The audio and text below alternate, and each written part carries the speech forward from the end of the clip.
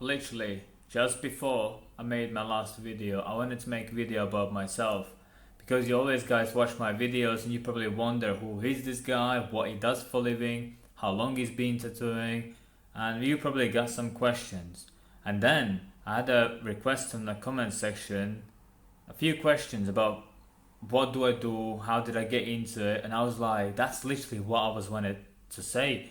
So I'm gonna use his comment or hers comment. I don't know. It says "bo e" or "bo e" or "it's for you." I'm literally gonna answer all of your questions as you asked them. I didn't switch any orders or any nothing like that. Literally, as the questions asked, I'm just gonna answer exactly as it was asked in the same order. So probably some bits will are gonna go back and forward just because, and probably I'm gonna answer some of the more questions what you didn't really think of to ask, and I'm just gonna include like the whole reality about being in this industry and being in this world because it's different than it seems from outside. And the first question goes, how long did it take you to get apprenticeship and how did you get it? To be honest, I never really had apprenticeship. I started tattooing back in when I was in art school. I was studying interior design and I was living in student houses. And then having my first tattoo made me realize how close actually that is to draw on a paper. And you just use different materials, a different pen, and a different paper, but the process is pretty much the same. You got line work, you got shading, you got contrast, you get all these essential skills and knowledge to do exactly the same stuff on the skin. So that really made me think, can I do some stuff as well? And as he was tattooing me at the same moment, I asked him, can he sell me some stuff? And he said, yeah, he's literally just about to quit tattooing, and that was perfect time for me. And I always say that life gave me tattooing. I didn't really pick it because I had my own reasons to be in that house to get a tattoo, and at the same time, life kind of gave me tattooing, and then the reason just went off, and I'm still tattooing. I still get this career out of it. So I believe life kind of like delivered to me, literally just like that. So then I was in position when I had all equipment, all I needed was in my hands. I didn't know what to use, I didn't know how to use, and I remember my day when I had a clip cord in my hand and machine in my hand, and I had no idea how those two go together. Literally, I was looking on the clip cord, it looks like that, and the machine. I had coil machines, and I was just wondering like, how does that even go together? I had no clue. And as I was like turning machine up and down and left and right and like exploring it, I realized there's a micro hole in there. I was like, that's suspicious. And then I literally found another one. I was like, that's literally where the clip cord goes in. I plugged it in, turn on electricity, and it just started running. I was like, yes, thanks God, I found this out, how that works. Next struggle was how to get ink stay inside the tip. You know, when you see artists, they pin and can pull a long lines with a small amount of ink what holds inside the tip, and I had no idea how to get the ink stay inside the tip where you hold in a grip. Moving forward, I didn't really have a practice on anything else than humans. As weird as it sounds, I did try. Well, people said to me, try pig skin and try fake skins and try this and that, but they are too good. And I mean it, they go in too good. It doesn't swell, it doesn't bleed, it doesn't moan, it doesn't move, it doesn't scream, it doesn't try to catch phone, it doesn't try to tell your life story, shaking his body left and right. He's not going deep down in memories, he's not giving all your heart, he's not best friend at the moment. You know, it's still. It doesn't move. It's literally like a paper flat on a table and you pull a line. And the texture, the material is so good, and some of them are really, really bad, but they're mostly so good that you don't really struggle to get anything in. You just pull it and it's there. But that doesn't really teach you anything. So after 2 or 3 times, I realized I'll need to practice on somebody. So I realized I need to tattoo humans to be good on humans, on a real skin, on a proper. So it wasn't really hard to find somebody who wanted the cheap tattoo, and for me, the experience, the knowledge, the process, that was more valuable than that 10 quid, 20 quid, or 50 quid or something. He probably thought that he get a good deal, and for me, that was amazing because I could learn how to shade, how to line, how to get this, da, da, da. So many things I learned just doing cheap, bad tattoos. And probably now I don't really even want to see them. I'm glad I don't really have to see them, but I don't think they're that good. But I'm not telling you to go now and practice on your friends. It's not really the best idea to go through. It's a big hustle, and there's how to say, I would always suggest go for apprenticeships, like million percent. There's always somebody who will tell you what to do, why to do, the best way, the correct way, the wrong ways. There is millions of little tips what he can give you, where if you're by yourself in the room, you have no idea. Maybe you are onto something, maybe you're doing right, or you just consider that as a bad. You just, all you have is question marks in your head. Is that good enough? Is that good enough? Is that good enough? You have no idea. But when you have somebody around you and he just says, do this, done, do this, done, do this, done, do that way, done. Same as you wanna learn how to drive a car. You don't jump in a car and drive around your neighborhood just to practice. You know, you're gonna smash some cars or stuff, or somebody will smash you. Same with tattooing. You need somebody who teaches you, who sits next to you and tells exactly how to do it, because that is the best way. And so, answering the question, I didn't really have a apprenticeship. I was my own apprentice. I was teaching myself from zero to where I'm now. And even if I used to work in another studio, now I'm working at this one. In both of those studios, nobody really sat next to me and teach me how to do it. I had to Google it, I had to YouTube it, I had to watch all through myself to self-develop myself, and that is something that's building my character. I always learn stuff. Either I need it or I don't need it. I hate myself if I don't learn. Let's say that. And answering the question, how did you get the apprenticeship? I would say because I learned all that through myself and teaching myself, I just walked in a studio, put down what I put down, and he said, "You can start from tomorrow." That's that's it. Easy as that. The next question says, "How did you practice before?" And I think I just literally just answered all that. So I practice on paper first. So what I believe is if you can't do on a paper, don't touch the skin. You will have bad experience. So what I mean is if you can't pull a straight line on the paper, you won't be able to do on the skin. If you can't shade on a paper, don't do on the skin. If you can't do color, if you don't understand color on a paper, don't do on the skin. So that would be practice one. Get skills on the paper. Like you just watched my last video, I can draw. So any of you would just easily sit down tomorrow with me, and I could just tattoo you, and you would be okay because you have seen I approved you that I can do it.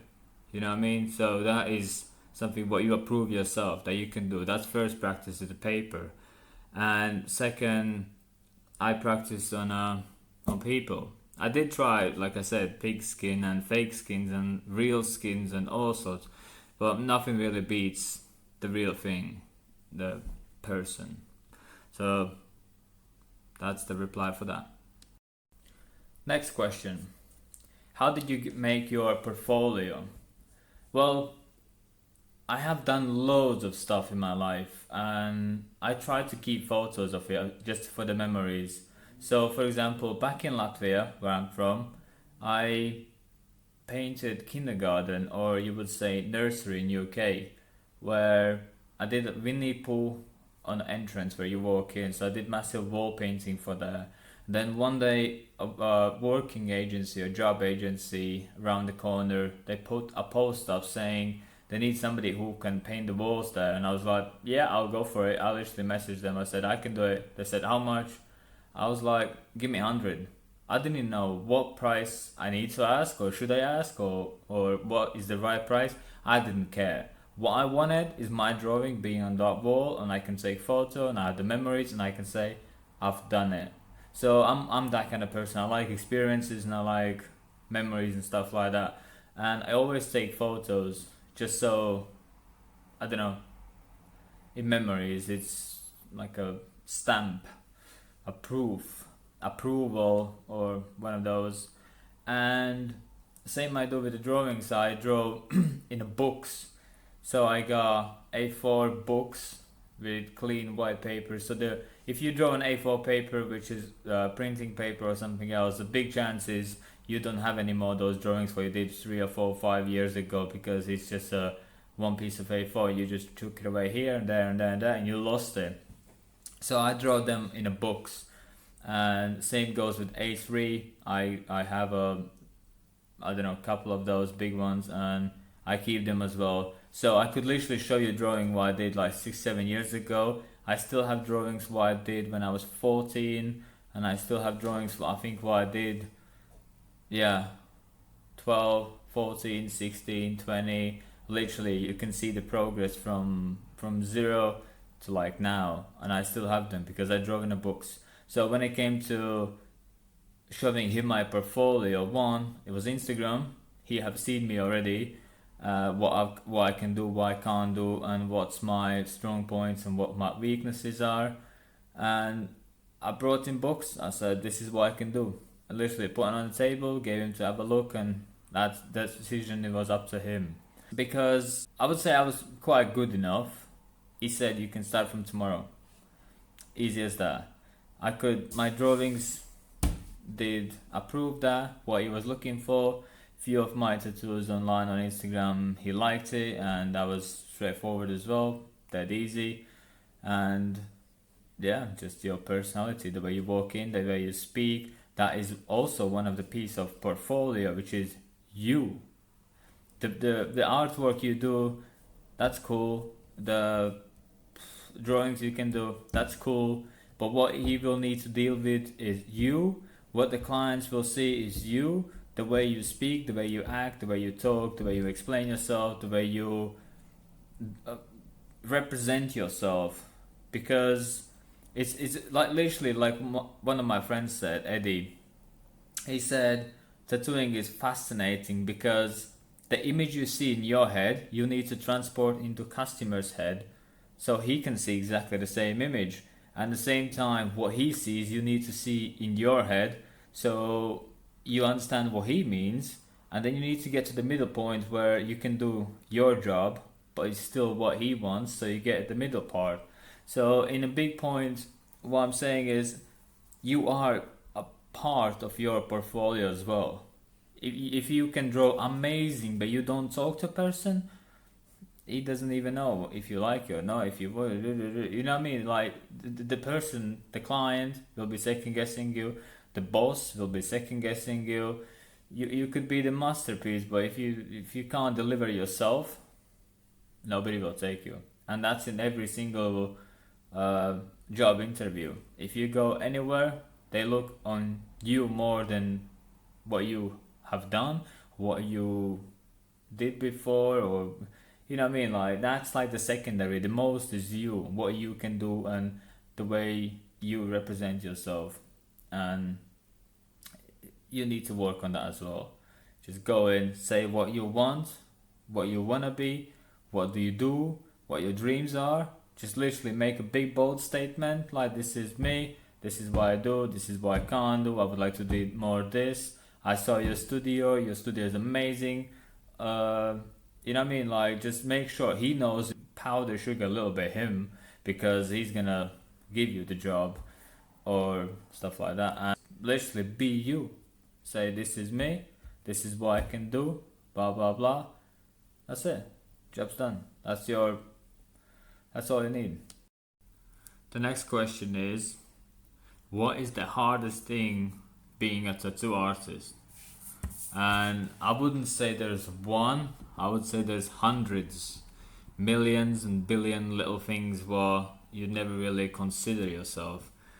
First of all, it's time. It's horrible. Time is it's just non-existent thing.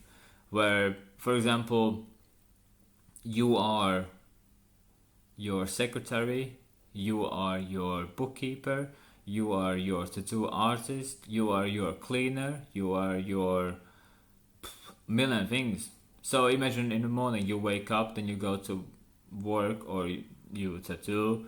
Some people have different routines, but let's say that you go to work from like, I don't know, 10, 9 till 5, 6, 7. Then you finish, then you clean, then you close the studio, then you go home, then you have designing time. Then you need to prepare for somebody who is next week, week after, or something like that. Somebody who wants to see design before they have a tattoo. Then you do that. Then you still have Instagram messages, maybe you have emails, maybe you have all people asking you questions, consultations, just price inquiries, loads of small bits, and they just like boom, boom, boom, boom, boom, boom, boom. And then you need to post it. Images all over the internet, like TikTok and Facebook and Instagram. So you're doing million little things all at once, all just non-stop. That's one. Time is like it's horrible thing. Second is, if you have a relationship, it's a really hard balance to keep it all balanced. Basically, you need time for your job, you need time for yourself, you need time for your missus, you need time for your hobbies, you need time for boom, boom, boom, boom. It's just a big mess all over the place. So you could be eating dinner and there's somebody messaging you. I had loads of times when I'm literally in a bed just about to fall asleep and somebody asks me 1 o'clock in night time, how much for sleep, how much for this and how much for that. I'm really happy. Like I'm one of those people. I'm happy that person 1 o'clock in the morning or night, depends how you call it, decides to message me. Like he could message anyone. He could message friends, family, exes, whatever. He's asking me what the price for a sleeve is. I'm well happy. So yeah, there's just loads of little million things. The third would be clients. They're not easy. It's some people are well easy. They literally come in. They say, "I want a school, but I want in your style. I know you can do amazing job. Just go for it." Perfect. That easy. Some clients have like extreme clear image in a head what they want, and if you do a little small thing wrong or as you wanna, they get mad. Some people are like weirdly suspicious. They just like second guessing everything what you do or what you don't do, and they follow you like here and there and there and there. Maybe he doesn't want to do anything bad to you, but it just gives you that extra feeling like, oh, what did I do something wrong? Like, what's going on? Or it's just that, and I don't know, just loads that you need to learn. That's another thing. One is to tattoo, second is to talk to them, and then if they want something that you are not really extremely familiar and you still decide to do it, you still need to learn that, understand that. You want to progress yourself to the next level and outwork your workmates, as I would understand. Then you need to become better. You still need to find the time for that, and it's just literally one big mess. You are your own CEO, you are boss, you are your company, so you do the whole thing for yourself. And if you don't, I would say it's not good. You know, if you once you learn how to go through all of that yourself, then it's amazing because that becomes a second nature. You don't know anything different. But if somebody else always did it for you, you never know really how it is. So it could be a shock for you when you do have to go. And yeah, there's not one hard thing in tattooing. There's just it's a business. It's people, it's customers, it's people say stupid questions don't exist. I would say there's billions of them in this industry, and it is what it is. Like there's nothing you can do about it. That's how it is, and the more people, there's a lot of people who educate themselves, but at the same time there's this amount of people who just turned 18 and it's the first one that they literally ask you the same questions over and over and over and over again, and it is what it is. Like, it's just a big mess. That would be the biggest, not the biggest, but that would be the conclusion. It's just a big mess. Nothing to like, nothing personal. You just need to keep your personal opinion and personal emotions out of those doors. Where they are, there they are. And you just leave them there, and that's it. Just keep your emotions to yourself. Whatever he wants, that's what he wants. Whatever needs to be done, needs to be done. What you need to do, that's what you need to do. And if you need to learn something, that's what you need to learn something. That's just end of the game. You do what you need to do. So that's that. So the next question is, have you seen any tattoo artists drop their careers, and what's the reason? I do have seen some people struggling, and I still know some people struggling being tattoo artists, and I've seen people dropping out, just quitting, just leaving that place. And I would say the reason is themselves. There's nothing about the world, business, it's nothing. It's literally about themselves. The problem is, actually, the one scientists have proved that 90% of people, there's only 10% who manage to get out from it. But 90% of people, and might be even you who's watching, 90% of people are stuck in 9-year-old's brain. So you're still a kid, being a 9-year-old. You could be 40, you could be 50, you could be 25, you could be 26, you could be any age. But still 90% of people are stuck in 9-year-olds' brains, and I totally agree with him. So the reason behind that is, when you are 9 or till 9 o'clock, till 9 years old, your parents tells you what time you eat, what time you go sleep, what time you work. And when you go to adult life, you are looking for somebody who tells you those things. So when you go to work, your boss tells you what time you're going to eat, what time you're going to have a break time, what time you're going to start, what time you're going to finish, which is like the school, when you start school, when you finish school. So you're still kind of looking for those things in adult life. You're looking for support, you're looking for somebody who makes food for you, looking for somebody who gonna clean, who gonna do. And I totally agree. A lot of people have stuck in 9-year-old brains. And when people start tattooing, there's a lot on their own shoulders.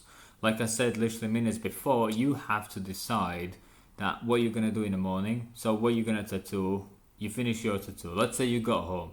Now the time is mostly in your hands, totally yours. So you need to design, you need to talk to them, you need to speak to them, you need to listen to them, you need to draw some designs, you need to learn and do. So you need to make all these decisions, not somebody else. Nobody tells you what to do. You have to do it. And there's a lot of people who just can't take it. They like when they're being yelled at.